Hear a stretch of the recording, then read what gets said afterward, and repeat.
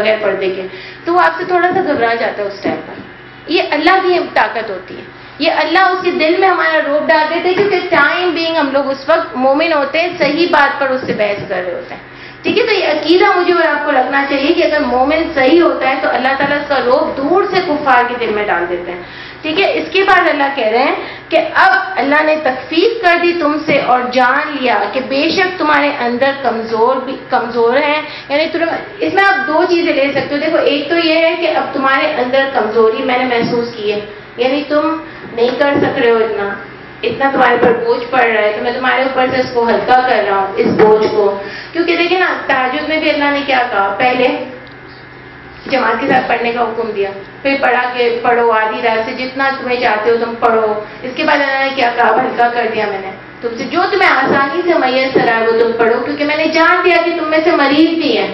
یعنی سب کے اندر اتنی طاقت اور ہمت نہیں ہے، تو میں نے جان لیا کہ تمہارے اندر مریض بھی ہیں، کچھ کمزور بھی ہیں، کچھ دن میں معاش کا بھی نکلتے ہیں. تہجد میں یہی بتایا نا، دن میں معاش کے لیے بھی نکلتے ہیں، تو میں نے تمہارے لیے آسان کر دیا. اسی بات کو آپ یہ سمجھو کہ پہلے اللہ نے ان کو تھوڑا سا زیادہ، جب مسلمان کم تھے تو اور زیادہ ہمت دلائی کہ تم اتنے پر اتنے غالب ہو سکتے ہو. پھر جیسے مسلمان بھی ماشاءاللہ بڑھتے چلے گئے تو اللہ نے کہا کہ اب تمہارا، میں نے تھوڑا سا تم پر یہ وزن ہلکا کر دیا، بس اگر ہوں گے تم میں سے 100 صبر کرنے والے تو وہ غالب آئیں گے 200 پر، یعنی ایک بندے پر 2. ٹھیک ہے، تو غالب آئیں گے. اگر ہوں گے تم میں سے 1000 تو وہ غالب آئیں گے 2000 پر اللہ کے حکم سے.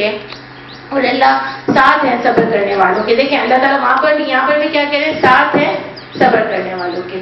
کس کے ساتھ ہے، جمے رہنے والوں کے ساتھ. جو جمتا ہے، جو ہٹتا نہیں اپنی جگہ سے، جس پر اللہ کے اوپر اس کو شک نہیں ہوتا، وہ ہر وقت اس کو پتا ہوتا ہے کہ ابھی مجھ پر مشکل ہے لیکن اللہ انشاءاللہ مجھے کامیاب کریں گے. جیت تو مومن کی ہونے والی ہے. ٹھیک ہے نا. اس کے بعد اللہ کہہ رہے ہیں نہیں ہے لائق نبی کے لیے یہ کہ ہوں اس کے پاس قیدی، یہاں تک کہ وہ خوب خون ریزی کر لے زمین میں. یعنی نبی کے لائق ہی نہیں ہے کہ وہ اس وقت قیدی بنا لے پہلے سے جب تک خون ریزی مکمل نہیں ہو گئی ہو. پوری طرح سے خون ریزی کریں گے، پھر اس کے بعد جو بچ جائے گا اس کو قیدی بنائیں گے. ٹھیک ہے، سمجھے نا. تم ارادہ کرتے ہو، اب دیکھیں تم آ رہا ہے، یہ جمع کا سیکھا ہے، یہاں پر کوئی کسی ایک یا دو بندے کا ذکر نہیں ہو رہا ہے، سب کے لیے بات ہو رہی ہے. آپ اس کو کفار پہ بھی لے سکتے ہو، آپ اس کو مسلمانوں پہ بھی لے سکتے ہو کہ تم کیا ارادہ کرتے ہو دنیا کی زندگی کا. اللہ کو ارادہ کرتے ہیں آخرت کا، اور اللہ نہایت غالب اور خوب حکمت والے ہیں. یعنی اللہ کو یہ نہیں مقصود ہے کہ تم ان کو فدیہ لے کے چھوڑ دو. اللہ چاہتے ہیں تم ان سے جنگ کر کے ان پر ایسی داد بٹھاؤ، ایسی داد بٹھاؤ کہ وہ دیکھ لیں کہ مسلمان کیسا ہوتا ہے. اور اللہ تمہارے لیے بھی آخرت چاہتے ہیں، یعنی آخرت بڑی چیز ہے تمہارے لیے. اگر پہلے سے نہ لکھ دی ہوتی اس بات، اللہ نے یہ بات اللہ کی طرف سے پہلے سے، تو البتہ پہنچتا تم کو اس کے بدلے جو لیا تم نے عذاب بہت بڑا. یعنی اگر جو تم نے لیا ہے، تم نے پہلے سے اگر کسی سے کچھ فدیہ لے لیا ہے یا تم نے ناجائز طریقے سے کسی سے کچھ لیا ہے، تو اگر اللہ نے پہلے ہی تمہارے اوپر کچھ عذاب نہ لکھ دیا ہوتا تو ابھی تمہیں عذاب پہنچ جاتا. یعنی ابھی وہ ڈیل کے دنوں میں تھے. تو اللہ کہہ رہے ہیں کہ ابھی میں نے تم کو معاف کر دیا. ٹھیک ہے، اس کے بعد اللہ کہہ رہے ہیں چنانچہ تم کھاؤ اس سے جو لیا تم نے غنیمت کا مال حلال اور پاکیزہ، اور ڈرو اللہ سے، بے شک اللہ تعالیٰ بہت بخشنے والے اور نہایت رحم کرنے والے ہیں. اے نبی آپ کہہ دیجئے ان کے لیے جو تمہارے ہاتھوں میں ہے قیدی، اگر جانے گا اللہ تمہارے دلوں میں کوئی بھی بھلائی تو وہ دے گا تمہیں زیادہ بہتر اس سے جو لیا گیا تم سے، اور وہ بخش دے گا تم کو، اور اللہ بہت بخشنے والے اور رحم کرنے والے. آپ دیکھیں یہاں پر قیدی سے بھی اللہ تعالیٰ کتنی صلح رحمی کر رہے ہیں.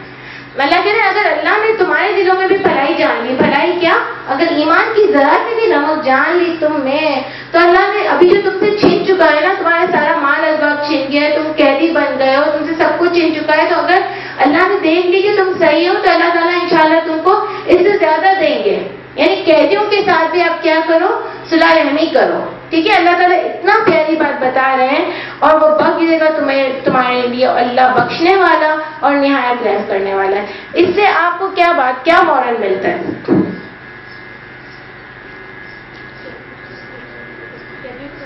قیدیوں کے ساتھ، اور جب قیدیوں کے ساتھ کرنا ہے تو اپنے لوگوں کے ساتھ کتنی صلح رحمی کرنی چاہیے نا. ہم کرتے ہیں ہم اگر کوئی ہماری بات نہیں مانتا، مجھے تو آج کل یہ بات زیادہ بری لگتی ہے کہ اگر کوئی ہماری بات کسی اور فرقے کا ہوتا ہے، ہم فوراً سے اس کے اوپر ٹونٹ کرنا شروع ہو جاتے ہیں کہ یہ کیسا ہے، یہ کیسا ہے، دیکھو یہ لوگ تو اس طرح چلتے ہیں. ہم بہت بڑائی میں آ جاتے ہیں، ہے نا. اور نبی صلی اللہ علیہ وسلم کی 2 کیٹیگریز ہم کو قرآن سے کیا ملتی ہیں کہ وہ اپنا دل بہت سافٹ رکھتے تھے، جلاتے تھے اپنا دل ان کے لیے کہ اللہ تعالیٰ ان کو آگ کے عذاب سے بچا لے، ان کو سمجھاتے تھے، ان کی فکر کرتے تھے. ہم بھی کیا کریں؟ ان کے لیے دعا کریں، صلاح رحمی کریں کہ اللہ تعالیٰ ان کو صحیح راستہ دکھائیے. اور ویسے بھی آپس کے معاملات میں بھی ہمیں کیا کرنا چاہیے؟ صلاح رحمی سے کام لینا چاہیے. جب اللہ آپ کے کیریکٹر کو یہ بنا رہے ہیں کہ دشمن بھی تمہاری قید میں آ جائے تو تم اس کے ساتھ زور زبردستی نہ کرو. ہمارے یہاں تو کیا ہوتا ہے، جو بھی آپ سے نیچے ہوتا ہے اس کے اوپر آپ اپنا پورا زور جماتے ہو. اگر شادی کے بعد لڑکی ہے تو سب مل کے اس کا برا حال کرتے ہیں کیونکہ وہ ہم سے نیچے ہوتی ہے. اور اس کے علاوہ اور کیا ہوتا ہے، اور بھی ہمارے نوکر ہوتے ہیں ان کے ساتھ برا حال کرتے ہیں. کوئی غریب ہوتا ہے ان کو 50 باتیں سناتے ہیں، اور کوئی امیر ہوگا تو مجھ سے ڈر جاتے ہیں، اس کو ہم نہیں سنا سکتے. آپ دیکھو اللہ کہہ رہے ہیں جو بھی تمہارے ہاتھ میں آ جاتا ہے تم اس کے ساتھ صلح رحمی کرو، اس کو معاف کر دو، یا اس کو سمجھاؤ. یہ ہمارے کیریکٹر کو اللہ تعالیٰ بنا رہے ہیں. تو آپ سمجھو یہاں سے کہ ہم کو آپس میں ایک دوسرے کے ساتھ کیا معاملہ اختیار رکھنا ہے. ٹھیک ہے، تو اللہ کہہ رہے ہیں اللہ خوب جاننے والے نہیں. اور اگر ارادہ کریں آپ سے خیانت کا، اگر وہ بھی جن کو آپ سمجھ رہے ہو کہ ان کے دل میں کوئی بھلائی ہے، اس وقت آپ کو کہہ رہے ہیں وہی پہلے والی بات ہی آ رہی ہے کہ اگر تم سے معاہدہ کرنے کے بعد بھی تم سے خیانت کریں تو یقیناً وہ خیانت کر چکے ہیں اللہ سے، اس سے پہلے بھی. بس تو اسے اللہ نے کیا کیا تھا، پہلے بھی انہوں نے خیانت کی تو اللہ نے انہیں گرفتار کرا دیا، آج وہ آپ کی قید میں. اگر دوبارہ بھی وہ یہ کام کریں گے تو کیا ہوگا، اللہ ان کے ساتھ کوئی نہ کوئی معاملہ کر دیں گے. اللہ خوب جاننے والے اور خوب حکمت والے ہیں.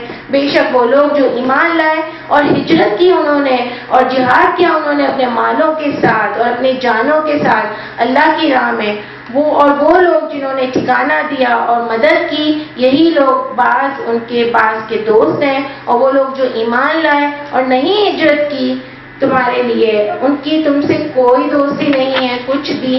کس کو بتائیں؟ نبی کریم صلی اللہ علیہ وسلم کو. ٹھیک ہے، بے شک وہ لوگ جو ایمان لائے. تو الحمدللہ میں اور آپ ہیں ایمان والے. ٹھیک ہے. اور نمبر 2 جنہوں نے ہجرت کی. ہجرت کیا ہوتی ہے؟ سب سے بڑی ہجرت خود تو کیا ہے کہ ایک جگہ کو چھوڑ کر دوسری جگہ پر آنا. مومنوں کی جو پہلے زمانے میں ہوتی تھی. آج ہماری ہجرت کیا ہے بتائیں جلدی. کوئی بھی چیز کو چھوڑنا، کوئی بھی اپنی پسندیدہ چیز کو چھوڑنا. ہاں، گناہ کو چھوڑنا، یہ بھی کیا ہے؟ ہجرت ہے. اور ہاں رک جانا. اور دوسرا ہی نکلنا. آپ جو گھر سے بھی آئی ہیں نا، یہ چھوٹی موٹی ہجرت ہی ہے کہ یہ جو اللہ نے آپ کو ان گنے چنے لوگوں میں سے بنا لیا ہے. الحمدللہ اتنی بڑا دیکھیں گرو مندر ہے. کہاں سے آپ کہاں سے آئے؟ کچھ لوگ گلشن سے آئے، کچھ لوگ کہاں سے آئے. تو یہ اللہ نے الحمدللہ ہمت دی آپ کو، چنا ہے کچھ لوگوں میں سے. یہ ہوتا ہے نکلنا کہ آپ اس وقت ٹائمنگ اپنا سارا کام چھوڑ کر آئیں. یہ بھی چھوٹی موٹی ہجرت ہی ہے. تو انشاءاللہ ہم لوگ بھی ایسے اور نکلنے والے بنے اللہ کی راہ میں. نکلنا مسٹ ہے. دیکھیں اللہ تعالیٰ یہاں ان لوگوں کی ڈی ویلیو کر رہے ہیں جو لوگ نہیں نکلے. نبی صلی اللہ علیہ وسلم سے کہہ رہے ہیں کہ آپ کی ان سے کوئی دوستی نہیں ہے. پھر آپ سوچو پھر قیامت کے دن بھی آپ اللہ کو کیا جواب دو گے اگر میں اور آپ نہ نکلے. اب دیکھو ہم اکثر اتنے اپنے کاموں میں بزی ہو جاتے ہیں کہ ہمارے ہفتوں مہینوں ایسے نکل جاتے ہیں کہ ہم اللہ کی راہ میں نکل نہیں سکتے. دیکھیے روز ہمارا کہیں نہ کہیں ایسے مقصود ہونا چاہیے کہ ہم نکلیں اللہ کی راہ میں. تھوڑا ٹائم سب سے کٹ کر ہم اللہ سے جڑ جائیں. یہ تو آپ دیکھو نا کہ ایسی بات ہے کہ وہ ذات پاک جس نے ہم کو اتنا سب کچھ دیا کہ اگر ہم صبح سے لے کر اس کا گننا شروع کریں نعمتیں تو میں اور آپ گن نہیں سکتے. اللہ کہتا ہے نا تم میری نعمتوں کا شمار تک نہیں کر سکتے ہو، اتنا سب کچھ دیا. اور میں اور آپ تو وہ لوگ ہیں کہ اتنے مشکل دور میں بھی پاکستان میں ہم 3 ٹائم تو کھا ہی رہے ہیں، لیکن اس کے علاوہ ہم چوتھا 5واں ٹائم بھی کھا سکتے ہیں، ایکسٹرا کھا سکتے ہیں، ہوٹلوں میں کھا سکتے ہیں. کیا نہیں کر سکتے؟ کبھی ہم کو اپنے ڈبے ہلانے کی ضرورت نہیں پڑی کہ اس میں راشن ہے یا نہیں ہے. ڈیٹ دیکھنے کی ضرورت نہیں پڑی کہ بیچ میں ختم ہو گیا تب میں کیا کروں گی. ہم فوراً منگوا لیتے ہیں. ہم تو وہ بلیسڈ لوگ ہیں. آپ سوچو پھر بھی ہم کام نہیں کریں تو دکھ نہیں ہے ہم پر. ہم کو تو نکلنا چاہیے. ہم وہ بلیسڈ لوگ ہیں، ہم گاڑیوں میں آتے جاتے ہیں، ہمارے پاس رکشے کی کرائے دینے کے پیسے. اللہ نے ہم کو اتنا ویلڈ رکھا ہے، ہمارے پاس گھروں میں ماسیاں ہیں کام کرنے کے لیے.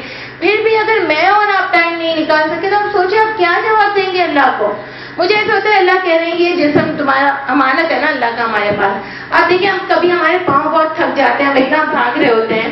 کچھ لوگ تو واقعی اللہ کی راہ میں ہی تھکتے ہیں، لیکن میں اور آپ جانتے ہیں کب ہمارے ہی پاؤں تھکتے ہیں دنیا میں. دنیا میں تھکتے ہیں نا ہمارے پاؤں.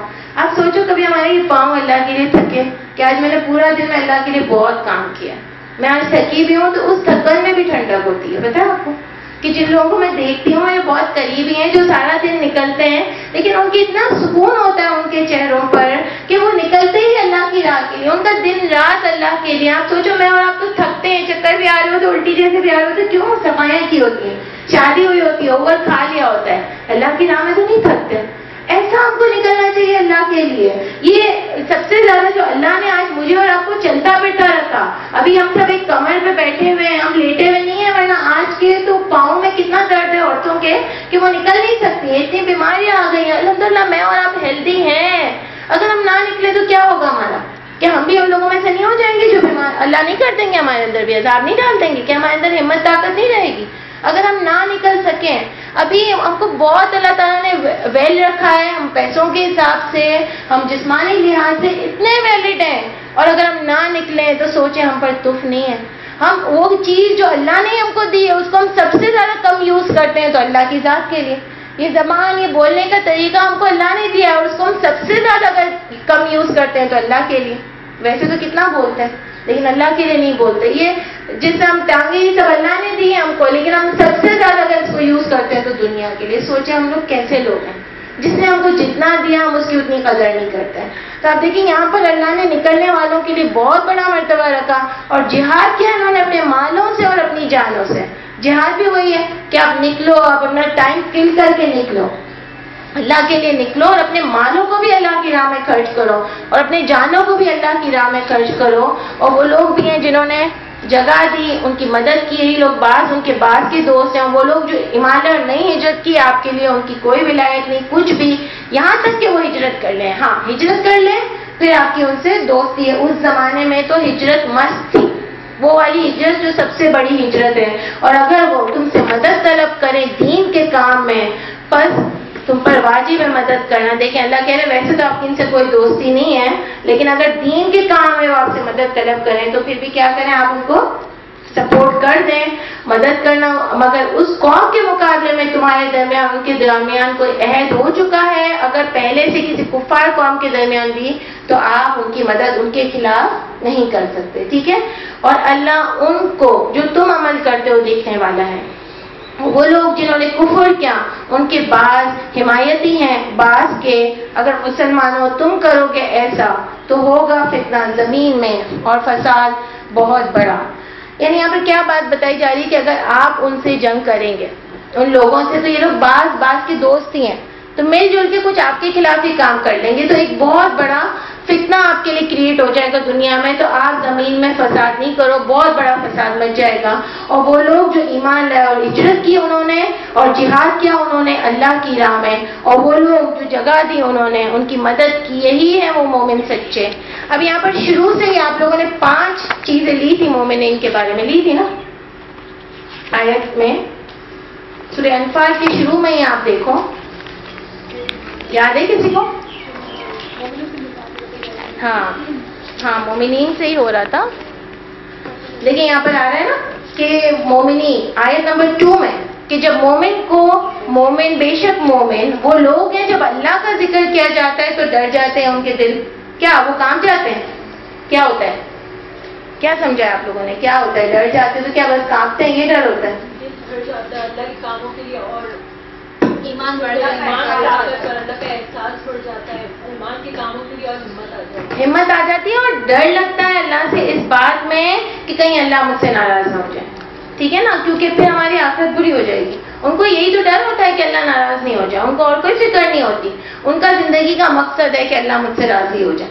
ٹھیک ہے. پھر اللہ کہتے ہیں کہ وہ اپنے رب پر, اور کیا ہوتا ہے ان کا ایمان اور زیادہ ہو جاتا ہے. پہلے تو ان کے دل ڈر جاتے ہیں, نمبر 2 جب تلاوت کی جاتی ہے ان پر اس کی آیتوں کی, تو کیا ہو جاتا ہے ان کے ایمان کو اور زیادتی مل جاتی ہے, ان کا ایمان اور زیادہ ہو جاتا ہے. کیا ہو جاتا ہے؟ یعنی بھروسہ کرتے ہیں وہ اللہ پر اور زیادہ توکل کرتے ہیں. یہی میں جو آپ کو بتا رہی ہوں نا کہ یہ لوگ جو جنگوں پہ نکل جاتے تھے, نبی کریم صلی اللہ علیہ وسلم کی ایک کال پر اپنی جان کی بازی لگا دیتے تھے, ان کو دنیا کی کوئی فکر نہیں تھی.